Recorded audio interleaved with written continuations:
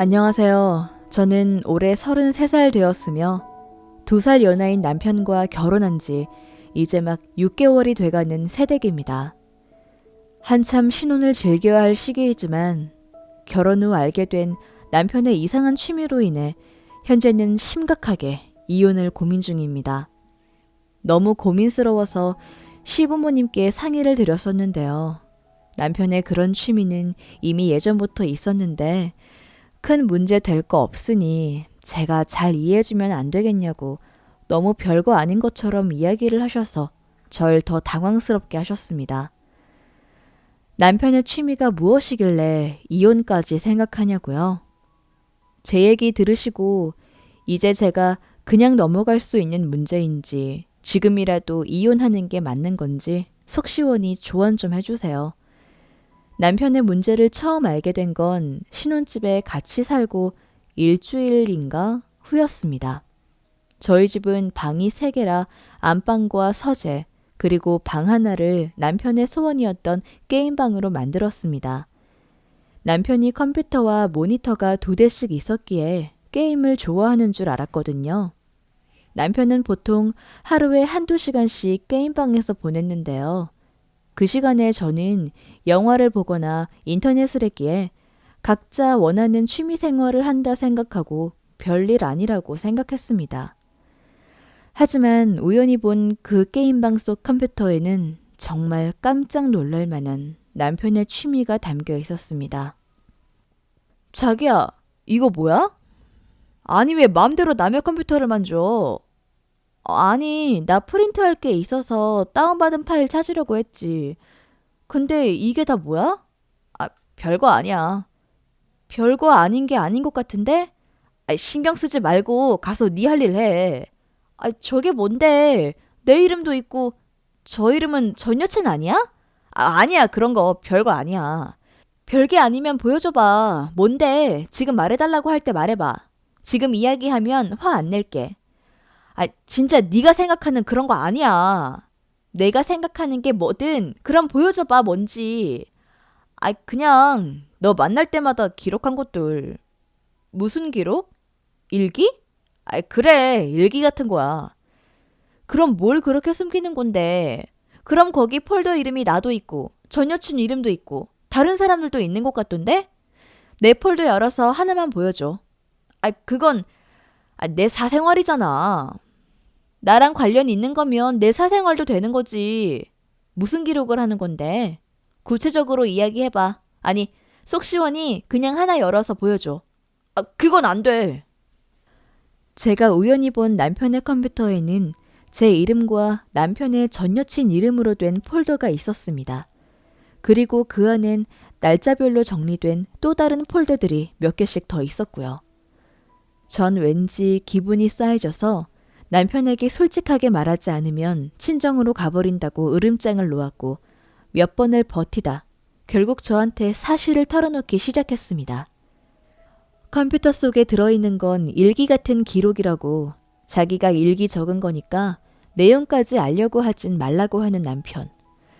전 계속 물어봤는데 끝까지 남편은 이야기해주질 않았고 전 일단 그날은 포기하고 다음날 남편이 출근을 하고 다시 방에 들어가 남편의 컴퓨터를 살펴봤습니다.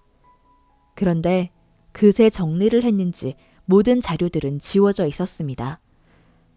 저는 계속 뭔가 찝찝하긴 했지만 정말 남편 말대로 일기일 수도 있고 혹시 제가 너무 유난을 떠는 게 아닌가 싶어 일단은 조용히 넘어가기로 했습니다. 그리고 그날 이후 며칠간 전 남편의 확실하지 않은 태도에 내심 불만을 가진 상태였기에 잠자리를 피했는데요. 남편은 그런 제 기분을 풀어주려고 안간힘을 쓰더라고요. 그래서 별거 아니다 생각하며 마음을 풀고 잠자리에 들어보려고 준비를 하던 차에 사건은 다시 발생했습니다. 자기야, 저거 뭐야? 뭐가? 저기 보이는 거 이상한 것 같은데? 뭐가? 아니야. 아니긴 저기 액자 뒤에 있는 거 뭐지? 잠깐만. 이거 자기 거야? 저는 이상하게 그날따라 주변을 좀 유심히 살펴봤는데 저희 침대 옆에 있는 탁자 위에 못 보던 물건이 보이더라고요. 그래서 확인을 해보니 볼펜같이 생겼는데 윗부분에 불빛이 희미하게 들어오는 게 모양이 좀 특이한 물건이 있었습니다. 남편한테 물으니 선물 받은 볼펜인데 잊어버렸는데 찾았다며 황급히 감추는 모습이었습니다. 그런데 여자의 직감이라는 게 있잖아요. 저는 다시 남편을 붙잡고 물었습니다. 볼펜이라니 확인해 보겠다.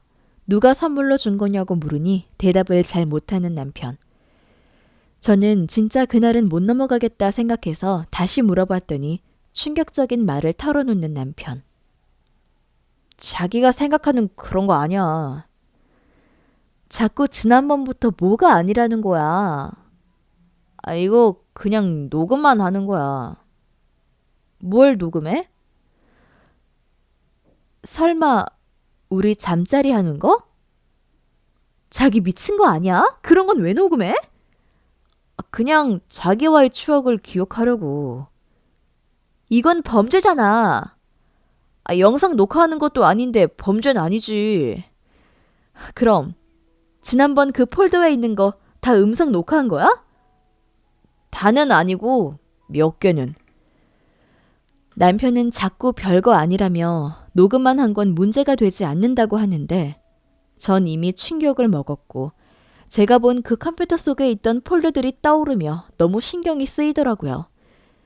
그래서 전 혼자 해결하진 못할 것 같아 시부모님께 도움을 요청하기로 하고 시댁에 찾아가 제가 본 것들을 설명을 했습니다. 너무 놀라고 충격적이고 무섭다면서 말씀을 드렸는데 돌아온 답변은 더 충격적이었습니다. 남자들 그러는 거 건강해서 그런 거지 별거 아니다. 너도 그런 동영상 한 번쯤 봤을 거 아니니. 어머니, 이건 그런 문제랑은 달라요. 우선 제 동의도 없이 녹음을 한다는 것부터 너무 불쾌하다고요. 그게 언제부터 그런 건지도 모르겠어서 더 불안해요. 그리고 제가 본 거에는 저뿐만이 아니라 다른 사람 이름들도 있던데. 얘야, 별거 아니다. 예전에 그걸로 영준이랑 이야기한 적이 있는데 별거 아니더라. 그냥 그 순간이 좋아서 기억하고 싶어서 좋은 마음에 녹음한 거랬다. 아버님, 아무리 그래도 그건 사생활인데 너무 심한 거잖아요. 뭐가 심한 거니? 다 큰 어른들이 서로 좋아하는 사이인데 그럴 수도 있는 거지. 네 아버님과 나도 가끔은 촬영도 하고 한단다. 그래, 별거 아니다. 남자들 다 그런 거 보고 듣고 하는 거다. 그런 거 못 풀고 밖에 나가서 사고 치는 게 문제지. 집에서 그러는 게 뭐가 문제가 되니?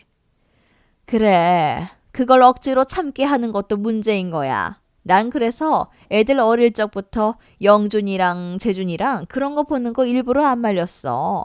건강한 성인이라면 정상적인 거지 큰 문제가 아니다.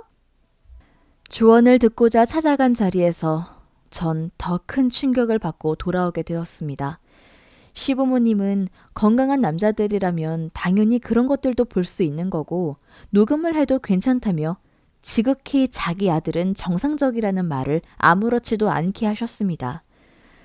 그리고 아들 형제들 그런 거 보는 게 종종 있었는데 아무렇지도 않았고 본인들도 가끔 촬영도 하고 하신다면서 그런 욕구나 내용들을 이 나이에 꽁꽁 숨기고 부끄럽게 생각하는 제가 오히려 더 이상한 거라고까지 말하시면서 건강하게 즐기라고 하시기까지 하셨습니다. 저는 아무리 생각해도 새 식구 된 지 얼마 안 된 며느리한테 할 수 있는 말이 아닌 것 같은데 열심히 남편 편을 들어주시며 밖에 나가서 바람 피지 않는 게 다행이라고까지 말하시는데 정말 두 분 앞에서는 말이 안 통하겠더라고요. 그곳에선 제가 오히려 더 이상한 사람이 되는 분위기였습니다. 아무리 이해해보려고 해도 제 기준에서는 도저히 이해할 수 없는 문제였기에 몸이 안 좋다고 하고 친정에 와서 며칠 쉰다고 하고 곰곰이 생각하고 또 생각을 해봤습니다.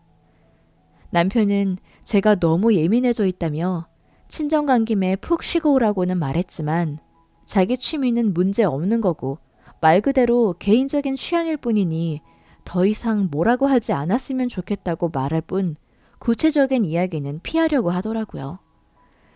그런데 저는 아무리 이해를 하려고 해도 지금까지 저에게 보여준 친절한 모습과 책임감 있는 모습과는 정말 다른 사람처럼 보여 힘들었습니다. 그리고 저희 집과는 너무 다른 집안 분위기에 적응한다는 것도 힘들 것 같았고요.